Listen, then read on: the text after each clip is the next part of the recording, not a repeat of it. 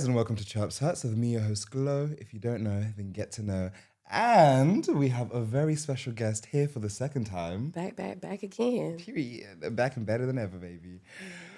We there's no episode planned today. We're just gonna gist and then do dilemmas. Okay. Yeah. How are you feeling today? I feel like I got hit by a car. I feel like shit. Oh my God. Yeah, we did a lot last night. We went to a white people house party, and one thing about white people, them niggas know how to throw a fucking house party. Yes. Walked in before I had even opened my own drinks. One of the girls was just like, "Oh, by the way, like the bathtub's full of alcohol." I was like, "Huh?" I went to go pee. The bathtub was full to the brim with ice, bottles galore. There was so much choice. I was overwhelmed. I didn't even know what to do. Everyone was dressed to the nines. Yeah. So we had met some very lovely gay boys yesterday. Yes. Very. And cute. immediately again, like walked in, they were like, "Let me get you some wine, darling." I'm like, "Okay." Oh, I need to get. Love I you. need to get Raf's Instagram. Did you get it? I think so. Don't check right now. Okay.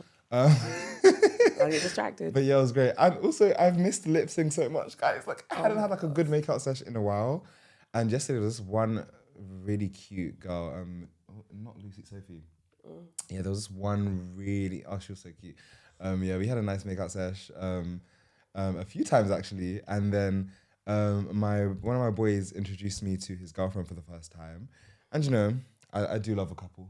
I do love a couple. I know you love a couple. And I almost said a name. And at some point, my boy was just like, "Oh, Glow, do you remember when we used to make out?" And I was like, "If you want to make out with me, just say that." And he was like, "No, like and I was like, "No, it's okay. You want to make out with me? It's okay." And then basically, I ended up making out with my homeboy and then his girlfriend to compare who the better kiss was. It was her. But yeah, it was great. It was great. It was great. You're one of them people, you'll disappear at a party and come back with stories. Yeah. I'm like, when did all of this happen? Where did all of this happen? That's what parties are for, though. I'm such like you need to get a leash for me. No. Because if you put me in a party, like, I will abandon my friends and go and have an adventure. But I love that. Yeah. Because then we come back together, then we have to debrief the next day. Yeah. And be like, what were you doing for the entire party? It's like, I was doing this. Like, what were you doing? I was doing this. And we find each other in the middle of the party and just be like, you having a good time? Yeah, I'm having a good time. Yeah. Right. Me and Shah like have this weird curse where when we go to a party together, we don't speak the whole night. But like we went like to the point where like we have gone to parties together, arrived together, and not exchanged a single word. And then we'll FaceTime the next day and debrief. Yeah. I love that. I love that energy. Because what's the point if you're experiencing exactly the same night? Sometimes it's great. Yeah. But not every time. Yeah. We go to a lot of parties. You can't do that every time. Yeah. We would have nothing to talk about then. Exactly. Yeah. We never run out of shit to talk about. Yeah, I feel like last night really like reinvigorated me in ways. I feel like shit right now, but I feel desirable, I feel sexy, I feel free, which is good because obviously, you know, but recently I've been having some very conflicting feelings regarding desirability. I think all I will say is I just like Icarus, I flew too close to the sun and got burned. Yeah. He didn't get burnt, his wings melted, but sure. Yeah. Sorry, I'm one of those weird fucking kids. I know, it's like me a too. Greek As soon as I said it, I was mythology, like, babe. that's not what even happened. But yeah, I think it's one of those ones where it's like, you know, words. You played with fire. Yeah. I think I'm like kind of reconciling with like gender, my role in the world, like how I present and that kind of stuff. And it's like I'm a very androgynous person. I wouldn't call myself femme. I wouldn't call myself masc. Like I like the freedom to like hop between the both as I please. But what tends to happen in the world is if you don't fit into a box, you end up the world makes you feel inadequate. Yeah. So I was kind of reconciling with the fact that like I might not be my type's type a lot of the time, because either I'm not feminine enough, specifically regarding men, I might not be feminine enough or like not feminine in the conventional ways. Yeah. And so when I come across people who haven't necessarily unpacked their relationship with gender and whatnot, I often end up feeling inadequate because of their limited view of gender and the world. Yeah. And the same happens with masculinity, but not as much because, you know, like when you grow up a boy, like you really reconcile with feeling not masculine enough. And yeah, but yeah, it's been interesting. I cried a lot over the last week. I processed a lot. But one thing that I've really loved is, so without saying too much, a lot of these feelings were triggered by a specific person reminding me of past situations that I'd been in. Yeah. And in these past situations, I guess I never really unpacked or healed from them because I never got to sit down and unpack these feelings with the people that triggered me. Um, and in this instance, this is kind of like the first time in this never-ending cycle. No, it's going to end. The cycle's ended. But this is the first time in the cycle, which I guess is the end of the cycle, where I felt confident enough to address my triggers with the person who was triggering me, and we really unpacked it, got to the root of it, and they were also able to unpack their own behaviors, their thoughts, their worldview, and like things that they need to work on as well. And it just left me feeling like really seen, which was interesting because it's like when you don't feel desirable, part of it is like I don't feel like anybody's seeing me. Yeah. So it was nice to be seen. Also, if you actually see me, how could you not love me? Yeah. Yeah. And I think also reconciling with the fact that like the person who triggered me like does desire me and does love me, but like it just When I say love, also I mean like specifically, you know, the type of love that you want. Like obviously people love you, but like I mean, who wouldn't? But it's, you know, that because this is my worst part of rejection, where I'm like, you cannot have seen me. Yeah. Because if you we'll deal with my thing later. But like if you have seen me, if you know me, of course you have to. Yeah. And you have to feel about me the way that I feel about you because I see you. Yeah. But also, usually whenever I'm in that kind of headspace, I'm incorrect in many, many ways. I've put the person up on a pedestal. I'm not seeing them.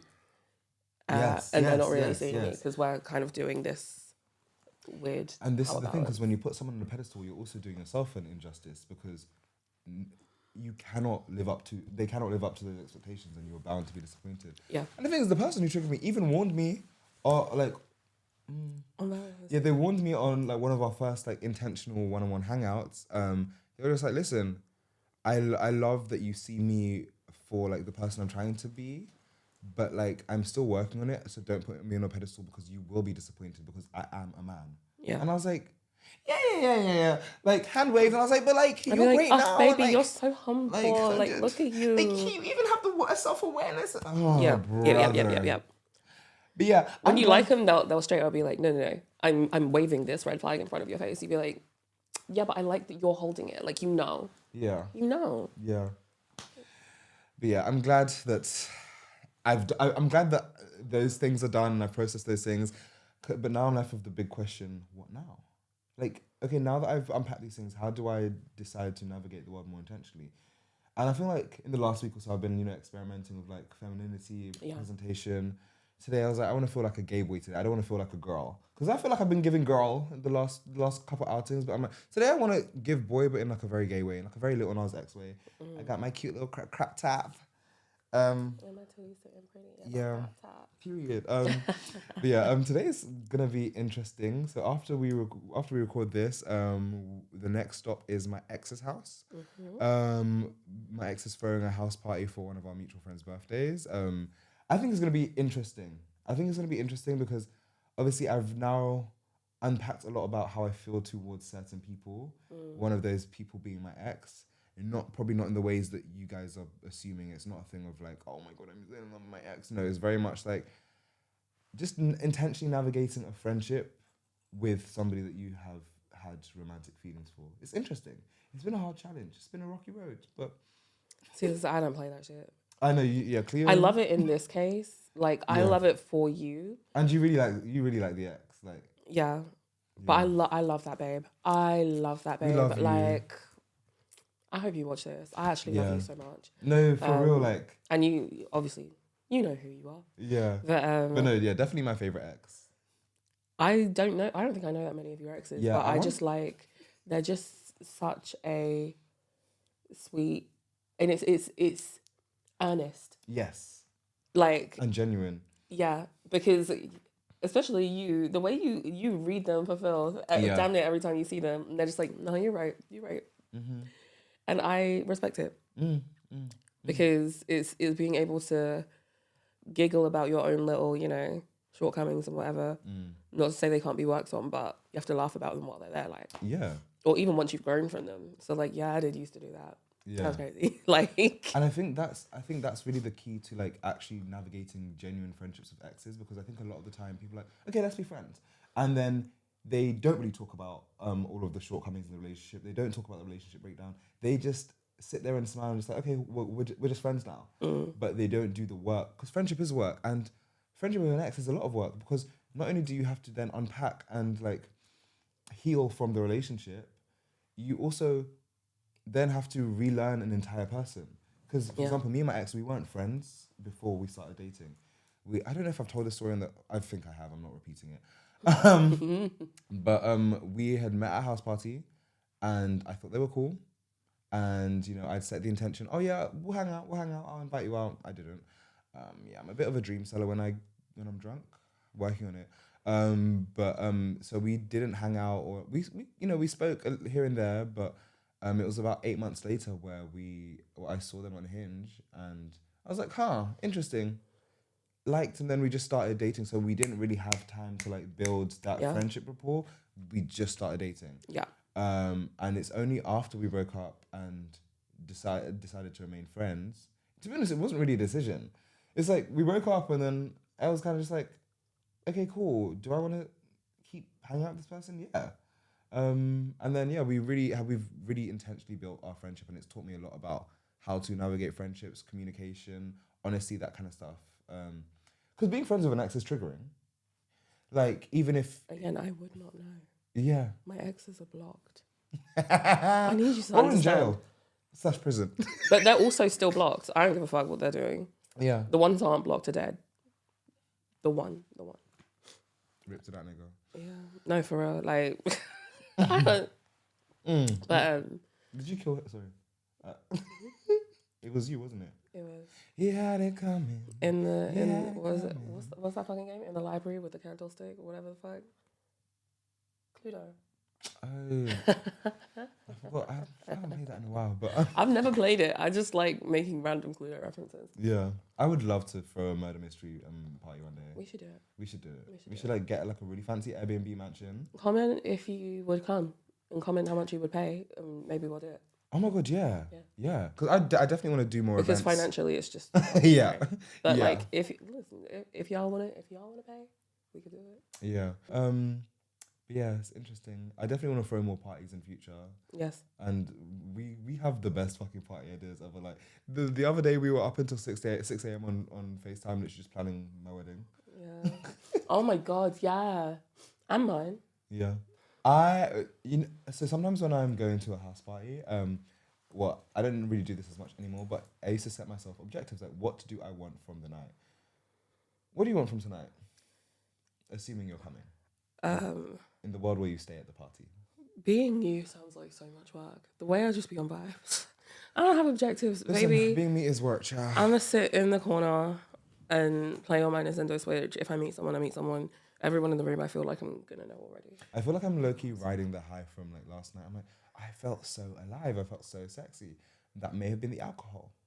But blame it on the alcohol. This one is just us breaking into different songs. Fuck no. Yeah, this one's very much like a ramble and rant. But like, yeah, I think tonight I know I want a lips. Do you know? Stop it.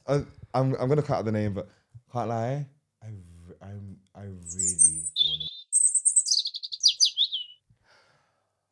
But it is okay if that doesn't happen, and I need to be okay with that.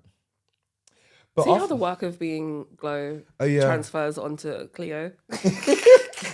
No, I can't lie. Tired. The amount of emotional labour that you and Shah have had to do the last few weeks. God love my friends. Listen, it is what it is. If it happened, it happened. Yeah. If it happens, I'll be happy for you. Yeah. If it don't, that's fine too, I guess. You have seen me cry in bedrooms over niggas, so I'm not gonna judge you too hard. You have also seen me cry in bedrooms over niggas. Yeah. I wish we had like a montage of every fucking time we'd cry together. I don't. It feels like big humiliation. I don't even talk to that nigga and make me cry no more. I hope you don't fucking see this. But also, you know who might see it? Yeah. But also, I love them. So that doesn't matter too much. Yeah. Enough news. Because I feel like I feel like I need to unpack this. I still feel nothing about it right now. Let's unpack that. So, I have been talking to this guy. It's very cute. And it was very, it was a lot very fast, but in a good way. I told Glow about it. Glow liked it. Glow was down. I was a little apprehensive because men are men. They be letting you down sometimes. And they don't even mean to. It's not even the thing of like intentionally letting you down. It just sometimes happens. So we were talking about, very quickly talking about like, we're going to go on a holiday. We're going to, not now, but like we're going to go on holiday in the future. He was like, I think he had a break off work in like April or May or something like that. And he was like, yeah, I want to take you away. Like, can you take the time off work? Like, for our birthdays are 2 days apart. He was like, I just want to spend the whole weekend with you. Like, it was a lot. And I kept trying to, there was a point where he was like sending me pictures of like the checkout page from a booking, like an all-inclusive, like a thing in Turkey. Sending me pictures of the checkout page being like, I'm going to book it. Like, and it was me that had to be like, okay, like relax, because I actually don't know if you're joking or if you're serious. I don't want you to book this and then it doesn't work out. And then you discover a part of me that you don't like, or I discover a part of you that I don't like, which is more likely. So it was going all of that. And then suddenly, dust. Dust. Ashes to ashes, And dust to dust. fucking dust. Like, it wasn't even a thing of like, oh, we had a conversation to where it was literally, he just started fucking out with the replies. We met, it was good. It was good for like days. And then he was like, oh, I've got this to do today. I'm like, okay, don't worry about it, babe. And then I've got this to do. Okay, yeah, no, like, don't worry about it, babe. And then just no responses at a certain point. When we were at the party yesterday, I was like, the whole reason I went to the party yesterday was because I was like, I need to get my head off of this.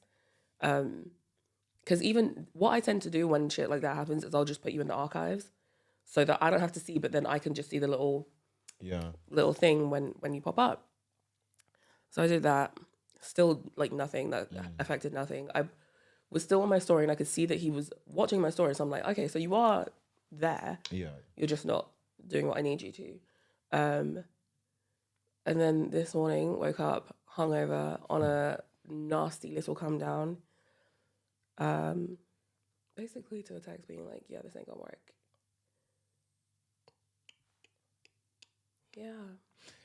Yeah, well, low-key, I feel like I'm more disappointed in you because, like, I can't lie, when Cleo got that text, like, I did cry. Yeah, I didn't. Because I literally, I saw it, and it was literally the first thing I saw when I woke up. Hey, like, God. I woke up, I was like, I feel like shit. Turned over in my bed, looked at my phone, saw that, was like... Great, I feel like shit, and I've just been dumped. I think I took, exactly at that moment, I took a screenshot, I sent it to you. No. I think I sent it to you later, but I took a screenshot, I sent it to you, and I was just like, all right, I mean, we move. Yeah. This isn't the worst part of my day. I feel like shit. So. Yeah, and I think also, like, I'm ever the hopeful optimist. Pardon me. And I feel like the last few months have been so interesting for us. I really feel like we needed a win, especially in the dating department. And my thing is, I don't even give a fuck about this. We are planning our birthday party. I'm just trying to find a cute little date who's going to slay the theme.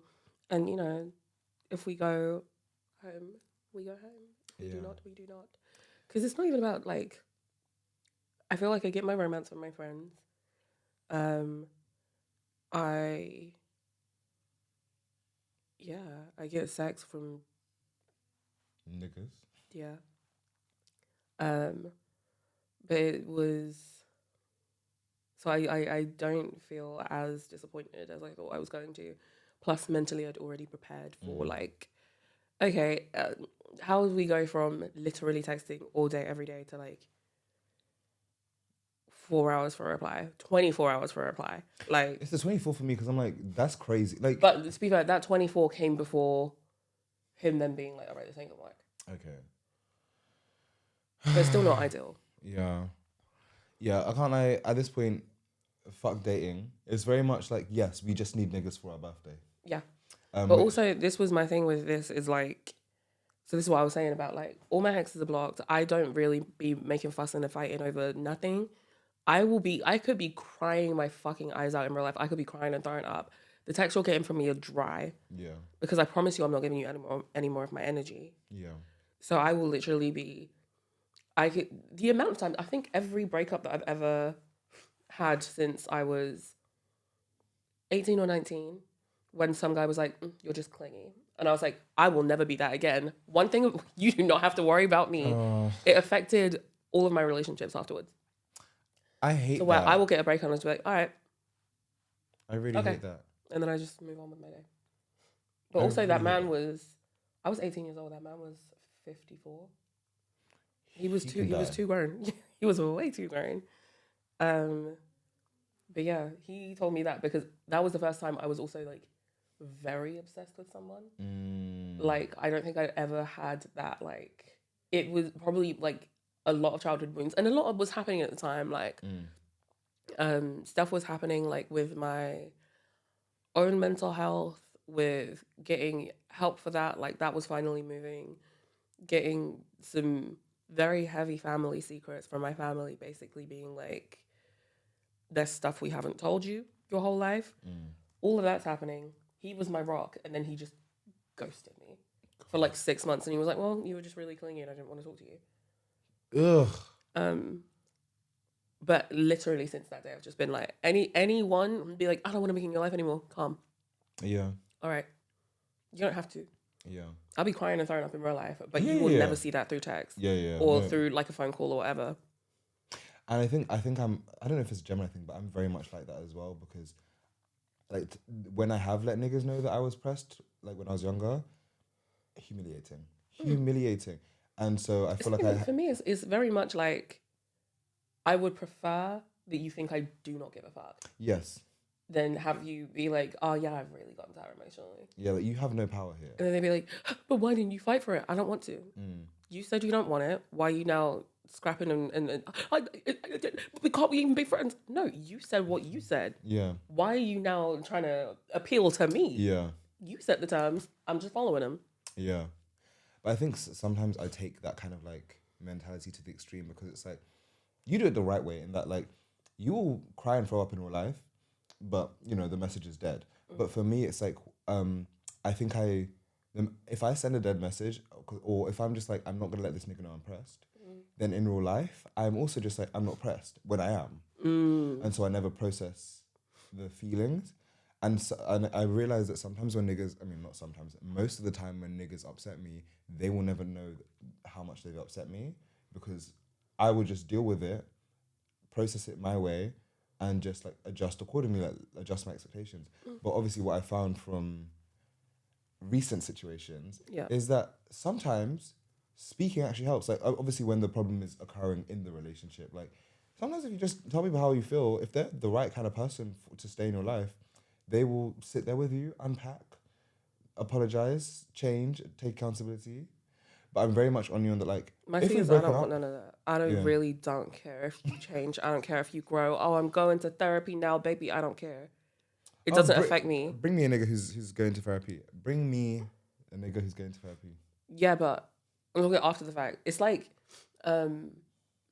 when Jay-Z cheated on Beyonce, and he was like, oh yeah, I started going to therapy like after that. It's too late. The next bitch gets therapy. I got what I got. I have to move on. Yeah. You fumbled. It's all right. I'm not mad, but we're not now gonna have a conversation. Oh, but I'm better. I don't give a fuck. Yeah, and like, good for you. You're better for you. You should be better for yourself, not for me. Yeah. Yeah. But so for a lot of them, I'm just like. Yeah. Sorry, I'm. No, don't worry, girl. Thank you. I feel like now I'm kind of like at an impasse, because I'm like, okay, cool. The last few months has taught me that, okay, cool, I desire and I benefit from some sort of romantic sexual companionship. I don't have any motivation to date. I'm still on Hinge. I'm like, do you know what? Even though I don't feel like doing it, I'm like, do you know what? Keep yourself open. Keep putting yourself in situations where you may find someone, but you don't care if you don't, right? So, I'm still on Hinge. I'm talking to people. Some of them are giving, some of them are not. I'm trying to stay open. I have a date next week. It's weird because he invited me to. We met in real life once at our friend's birthday. We had been mutuals on Twitter for a while. He's cute. He's tall. He's fine. He's Ugandan. I can't wait to see him. Yeah, he's like confidently and comfortably queer and has been for a while. Unlike, yeah, guys. But yeah, he invited me to his friend's house party next week, which is interesting because, you know, usually I'm the one who invites niggas to house parties. They are my arm candy. This time I get to be the arm candy, and it's like, it's fun because I'm not gonna know most of the people there. I can be whoever the fuck I want to be there because nobody knows me. I'm the arm candy. I'm just there to be pretty and have fun. And I think recent situations where I have had to address past heartbreaks and traumas have kind of like put me off connections or like made me want to close in on myself. But this is a great guy. I'm going to be open-minded to it. If nothing comes of it, I won't mind, but he seems like he'd be a great friend. Yeah. I just need to be careful because I know that sometimes when I get disappointed, I'll call it disappointed because I'm not heartbroken, but when I have been disappointed romantically, especially by people who I was really hopeful for or like who may be like my type or I then kind of like, when I do find other good people, I don't show up as my best self. And sometimes I can, you know, slip back into tendencies of yesteryear, like kind of like fuckboy tendencies, or like I will be physically present but not really present in whatever connection I'm trying to build upon. So I'm gonna be mindful of that. Y'all think I'm some whore. Y'all think I'm some whore. No, let me even address it. You said ain't nobody called you a whore but you. No, do you know what it is, yeah? There's this one boy, I feel like sometimes it's usually men, people assume that I am promiscuous, which I find really interesting. Because if you have actually ever listened to anything I've ever said ever, you would know that I don't. Like, I'm very much myself. Like, I do not give people access to me. Like, I don't have casual sex. I don't date like that.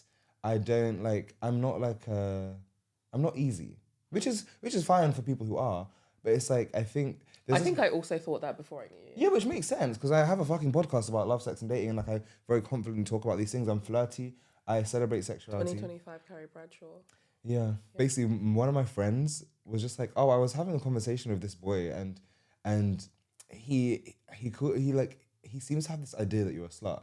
Like he was just joking, like in a banterous way. He was just joking. Like he seemed to have the assumption that like you are somebody who is regularly engaging with people in a sexual way. And then he said that's stuff. The problem with assumptions. They make an ass out of you. And me. Real. And yeah, this is somebody who, from conversations with him, I can tell that like, I mean, because Loki, yeah, I'm taking out his name. Yeah, because Loki is giving like closet bisexual. And like a lot of my conversations with him, I'm like, I feel like you are overestimating how sexual I am, because it felt like he was waiting for me to like make our conversation sexual because he didn't have the balls to. Or it felt like, I don't know, I could just feel the assumption that he had. I could feel it. It was present. And then I was thinking like, oh, so you obviously don't fucking listen then, because you don't know, like you genuinely do not know anything about me then, because your assumption is completely baseless. Yeah. Like you've never seen me lips anyone. You've never known anyone that I've been with or dated. You do talking about lip sync a lot though. Yeah, I do love lip sync. It's my favorite sport. Yeah. Highlight if you want a lips. But yeah, I've always just found it really interesting. I'm not mad at the assumption, but I just find it interesting. And I think it annoys me a bit because I'm like, I think it's just it's laziness. Because to have an assumption that is baseless means that you have not used enough of your brain cells to interrogate yourself or interrogate your thoughts or even back up your thoughts with evidence. I mean, my assumption before I knew you more came from the amount that you tweet about lip sync. Yeah, I used to tweet about lip sync every single day. Yeah, and before that point, not to say I hadn't considered a world in which like you can kiss someone without like sleeping with them, but more like you assume that if someone loves lip sync that much, some more must be going on. Yeah. Whereas but it literally isn't. I have literally been in entire relationships where we had no sex and just made out, and that was enough sexual gratification for me. You're better than I am. I am. What, guys? You're way better than I am. Guys, I'm low-key a prude. Like I've broken up with people because they were trash in bed. Oh no, I would like in the middle of the relationship. Like it started out good because it's part of audition. Yeah. And then at a certain point they're like, oh, I don't know what's happening. Like, it's just not. And I'm like, don't worry about it. Yeah. Sayonara. I feel like that happens a lot of time. Like niggas, like they pass the tryouts with flying colours and then they fall off. Yeah. Yeah. Yeah.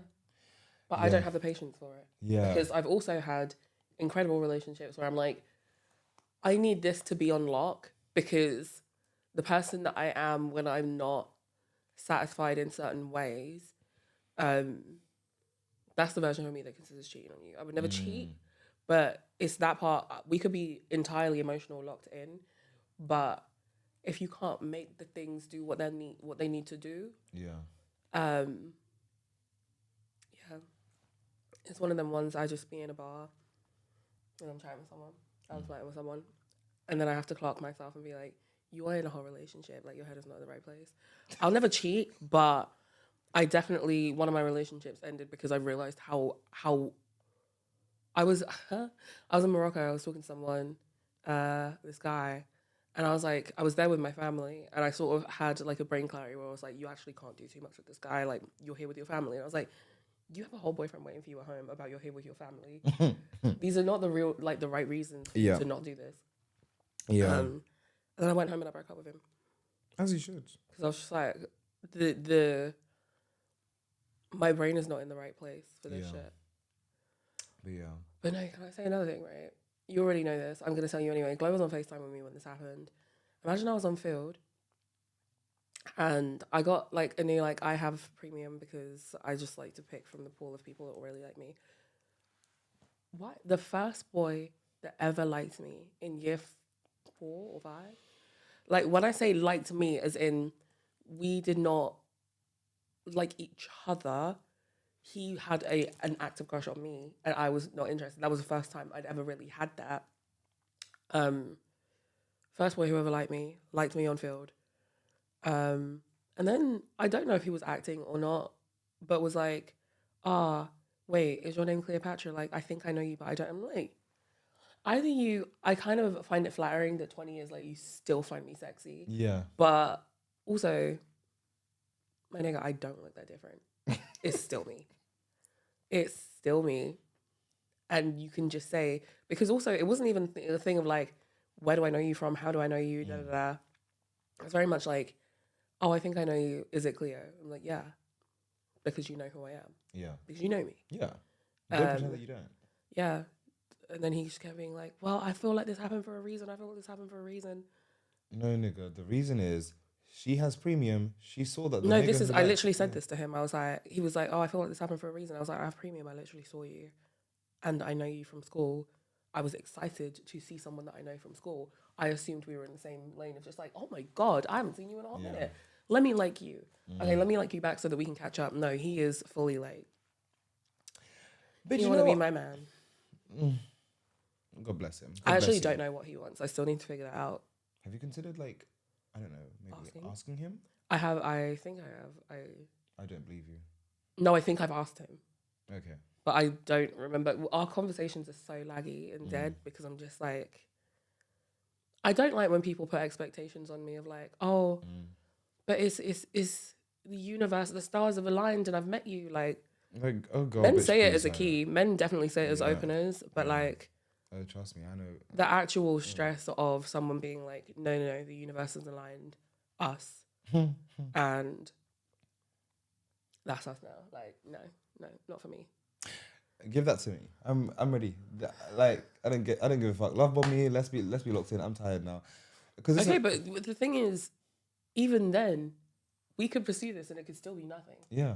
Like, he's just putting a lot of pressure on it. Yeah. It's true. Which I don't like when people do that. It gets desperate. It's not even that, but it's almost like the opposite of love bombing. It feels like I'm almost being forced to, if that makes sense. Yeah. It feels like I'm being put in a position that When now you have to match this energy. Yeah, and I don't before you've want even to. decided how you feel. Or it just feels like I'm killing your dreams repeatedly, where you're like, oh, I feel like it's, and I'm like, I don't think it is, but I'm happy to continue chatting. I'm like, no, but I feel like it's. I'm like, okay, you kind of have done this all in your own head, and if it doesn't work out, you're gonna be bummed, and it actually has nothing to do with me. Yeah. But I'll keep talking to him because he was very smart in school, and I like that. Yeah, he seems like he could be a cool person. We'll see. Yeah, we'll see. We'll see. We'll see. I'll keep you updated. Maybe next time I come on the podcast, I'll have an update for y'all. Yeah, I think you're going to be seeing a lot more of Cleo. Yes. Yeah. Not like this. I'll be better next time. Yeah, when I tell you we are hungover, like I don't even know how I'm doing this right now. So yeah. When I say I grabbed 2 random necklaces and a random top, because I knew I was gonna miss my bus because I took a nap on FaceTime. Yeah, I shouldn't have given you that extra 20 minutes. Oh, but that extra 20 minutes was needed. Yeah, I don't think you would be okay if you didn't have it. No, I think I would be actually laid out on this sofa. In fact, I asked you if I could lay down on this sofa when we talked about it initially. Yeah. But look at you. The nap was required. Yeah. The nap was required for me to sit up. Also, Glo bought me a Barocca in a bottle. Yeah. I'm such a mum friend. Like, I always have everything in that my little bag. No, I appreciate it so bad. Like, I thought I was going to die. They tried to kill me. No, but still guys, they tried to kill me, and still I rise. Yeah. And with that, I'm going to wrap this episode up so we can go and do dilemmas. In 2 weeks, I will come back and tell you guys how the house party at my ex's house goes. Yes. I think this is coming out in May because I've got bare episodes saved up. So this is coming out in May. By which point we will be fast approaching our birthday. Yeah. Party. So let's just pray that everything works out. Listen, we'll do it all in one. We'll do it all in one. Yeah. It sucks that this is in real time, but that is like in the future. Yeah, because it's literally gonna be like instant. Yeah. Yeah. Thanks for tuning in to another episode of Chirpse podcast with me, your host Glo, and Cleo. I will put her links below. I was tuned out. Thank you. Yeah, I'm gonna put her. Oh, guys, yeah. Since the last episode where we said that we were gonna pressure Cleo to make content, she has uploaded. How many TikToks have you uploaded? Like 4? Probably, yeah. Yeah, like so. I will put her TikTok below. I'm gonna do shorter ones because them longer ones, A, they take it out of me, and B, nobody fucking watches them. But a good couple minutes. We can save the story times to the podcast. We can save the story times to the podcast. Yeah. Yeah, but yeah, I'll put the links below and all of that stuff. If you want to send a dilemma, you know what to do. If you're interested in being a guest on the show, I've now put a link in the description of recent episodes so you can apply. It's open to anyone. You do not have to be, some big creator or whatnot. I am open to everybody. Especially if you have something interesting going on. Yeah. Please don't, like, in the nicest way possible, please do not come here just to have a chit chat, even though that's what we did today. Yeah. Chit chats are cute, but like, I want.